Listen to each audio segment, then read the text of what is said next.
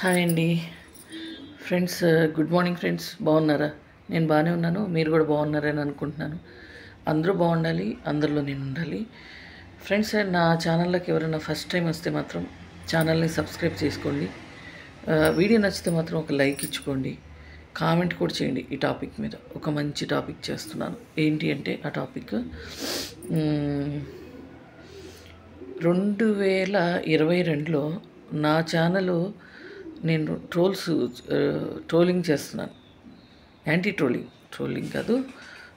ఏంటి అంటే రాజు ఆళ్ళగడ్డ మీద అప్పుడు ఈ సిబిఎస్ క్రియేషన్స్ నందు గారు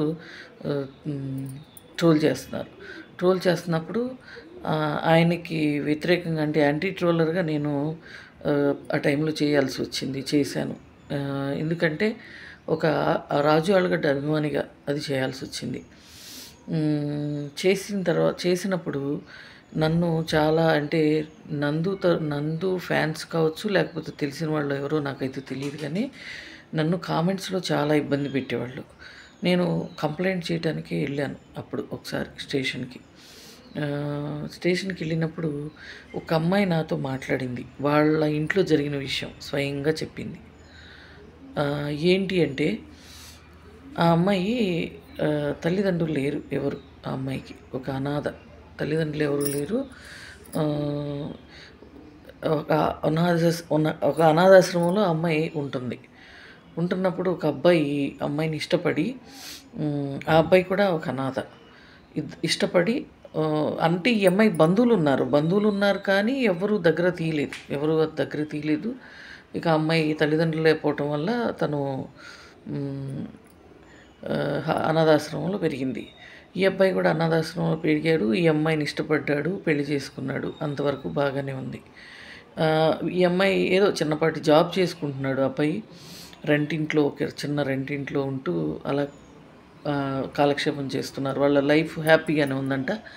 ఉన్న టైంలో వాళ్ళ బంధువు బావ అవుతాడంట, వరుసకి బావ.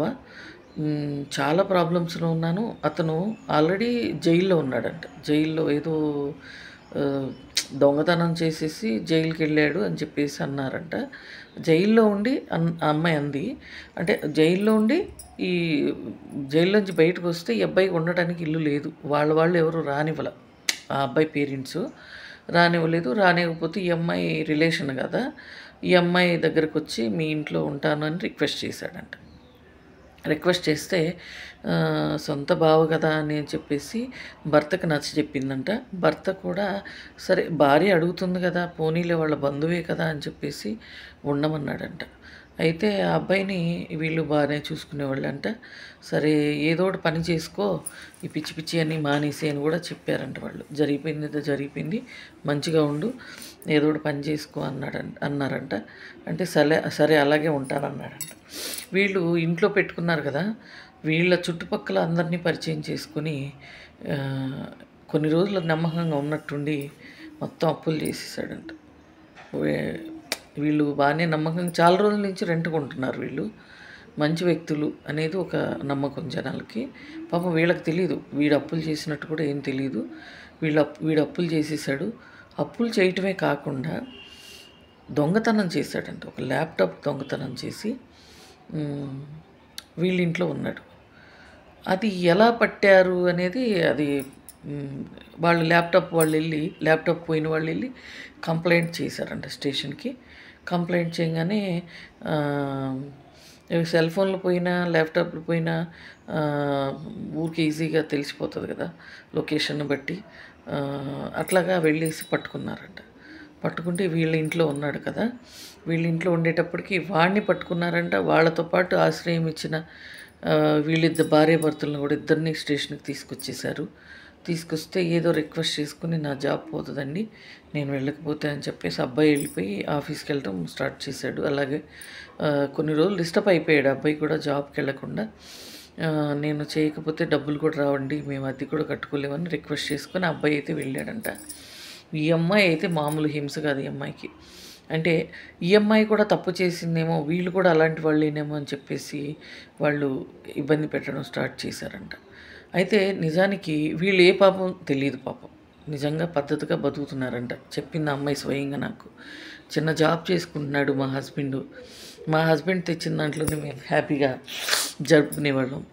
నాకసలు బయట ప్రపంచంతోటే పని లేకుండా బ్రతుకుతున్నానక్క నేను. కానీ ఈరోజు వీడిని నేను దగ్గర తీసిన దానికి చూడండి ఎంత ఇబ్బందులు పడుతున్నాను నేను. మరి అని చెప్పేసి చెప్పింది. చెప్పి వీడిని ఎప్పుడైతే స్టేషన్‌లో పెట్టారో ఇవన్నీ తెలిసిపోతాయి గదా! ఇంటికి పోలీసులు వచ్చి తీసుకెళ్ళింది. ఆ అమ్మాయి ఇంటికెళ్తే వంట చేయటానికి హస్బెండ్‌కి వంట చేయాలి. ఆఫీస్‌కెళ్తాడు గదా! వంట చేయటానికి ఇంటికెళ్తే అప్పులోళ్ళంతా వచ్చి ఇంటి మీద పడిపోయారంట. అసలు ఆ అమ్మాయి పరిస్థితి ఏంటి అంటే ఎక్కడా ఉండలేని పరిస్థితి అన్నట్టు అయిపోయింది. వాళ్ళే అంతంత మాత్రం అనాథాశ్రమంలో పెరిగిన వాళ్ళ దగ్గర ఏముంటదండి? కష్టపడి బతికేవాళ్ళు. వాళ్ళు అప్పులు చేయటం వాళ్ళకి అంటే అప్పు అనేది వాళ్ళకి నిజానికి ఆ స్తోమత కూడా లేదు. అప్పు చేసే స్తోమత. అంటే అప్పు చేసి తీర్చే స్తోమత లేదు కాబట్టి అప్పు చేసే ఇది కాదంట. ఆ అమ్మాయి చెప్పుకొచ్చింది ఇట్లా. నేను ఇబ్బంది పడ్డానక్క చాలా. వాడిని దగ్గర తీసి కష్టంలో ఉన్నాడు కదా అని సాయం చేసిన పాపానికి మేము మునిగిపోయామక్క. అప్పులోళ్ళంతా వచ్చి మీద పడ్డారు. మేము మమ్మల్ని అడిగిచ్చావా అని చెప్పేసి మాకు సంబంధం లేదని చెప్పాము. చెప్పిన తర్వాత అప్పులోళ్ళంతా వాడిని ఎత్తుక్కుంటూ వచ్చి వాడి మీద పడిపోయారంట. అయితే ఇప్పుడు వాడెవరో తెలీదు. వీళ్ళ మీ గురించి ఇచ్చాము అప్పులు అంటారు. అప్పులోళ్ళ విషయంలోనూ ఇబ్బంది పడ్డారు వీళ్ళు. సఫర్ అయితే అయ్యారు కదా! వాళ్ళు తీర్చారా లేదనేది తర్వాత విషయం.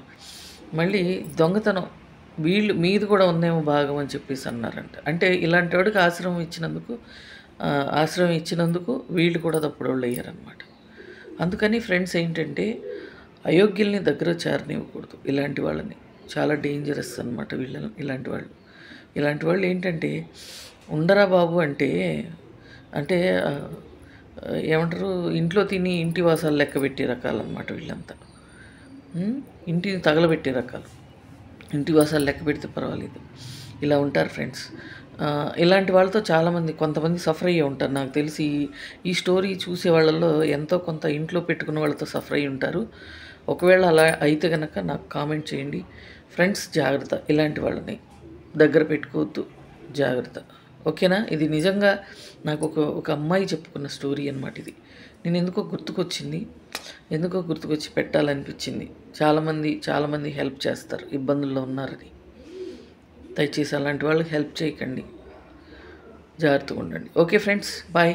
Thank you.